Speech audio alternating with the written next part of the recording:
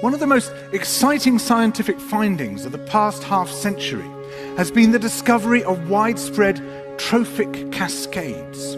A trophic cascade is an ecological process which starts at the top of the food chain and tumbles all the way down to the bottom. And the classic example is what happened in the Yellowstone National Park in the United States when wolves were reintroduced in 1995. Now, we all know that wolves kill various species of animals, but perhaps we're slightly less aware that they give life to many others. Before the wolves turned up, they'd been absent for 70 years, that the numbers of deer, because there was nothing to hunt them, had built up in the Yellowstone Park, and despite efforts by humans to control them, they'd managed to reduce much of the vegetation there to almost nothing. They'd just grazed it away. But as soon as the wolves arrived, even though they were few in number, they started to have the most remarkable effects. First, of course, they killed some of the deer, but that wasn't the major thing. Much more significantly, they radically changed the behavior of the deer. The deer started avoiding certain parts of the park, the places where they could be trapped most easily, particularly the valleys and the gorges. And immediately those places started to regenerate. In some areas, the height of the trees quintupled in just 6 years.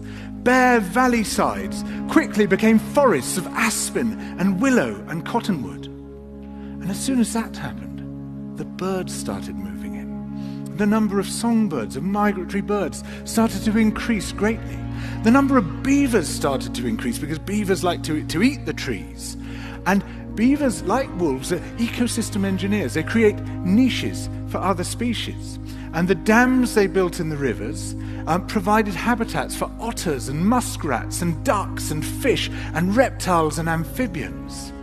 The wolves killed coyotes, and as a result of that, the number of rabbits and mice began to rise, which meant more hawks, more weasels, more foxes, more badgers. Ravens and bald eagles came down to feed on the carrion that the wolves had left.